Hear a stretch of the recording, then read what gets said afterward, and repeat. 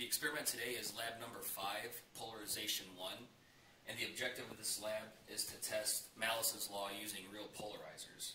I'm going to begin by showing you the setup.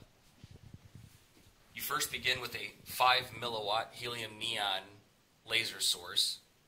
This laser was supposed to be polarized, and it wasn't, so we inserted a polarizer, as you can see here.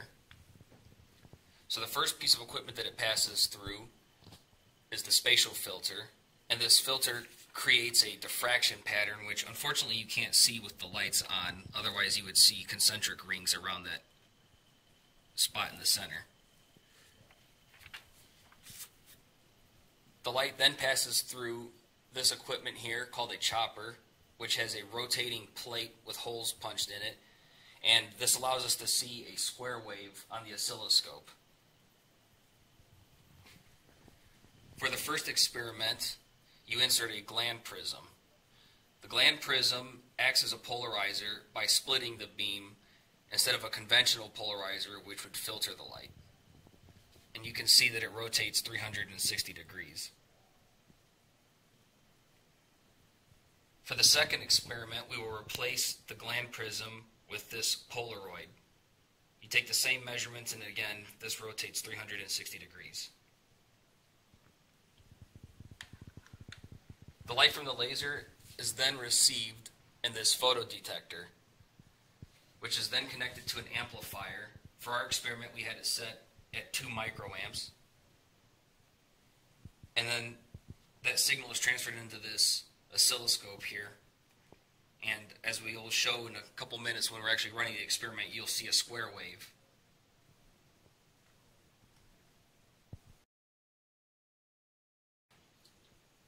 Once the beam is aligned and you have the gland prism in place, you're going to position the angle on the prism such that the intensity of the beam is at a minimum.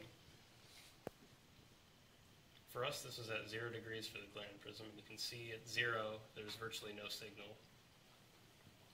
Now when you turn the beam 45 degrees,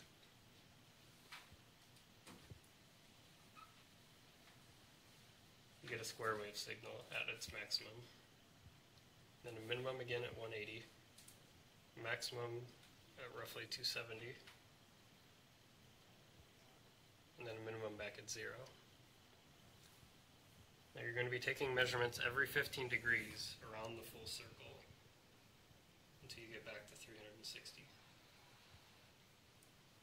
And then for the second part of the experiment, you're going to be replacing the gland prism with the second polarizing filter. And it's the same procedure, except that in the case of the polarizer, the point at which the beam is at a minimum is 90 degrees to whatever the initial inclination of the polarizer is. So for us, we started at 90 at minimum, maximum at 180, minimum again at 270, and then maximum again at 0. And you'll be repeating the same measurements for both and then comparing the intensities to one another.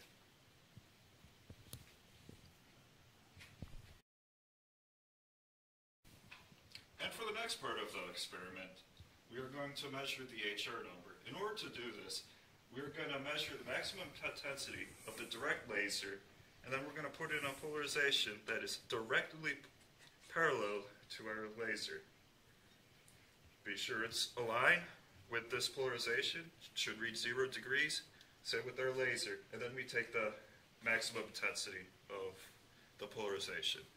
In order to find the HR number, we take the maximum intensity of the polarized laser over the maximum intensity without the polarization multiplied by 50.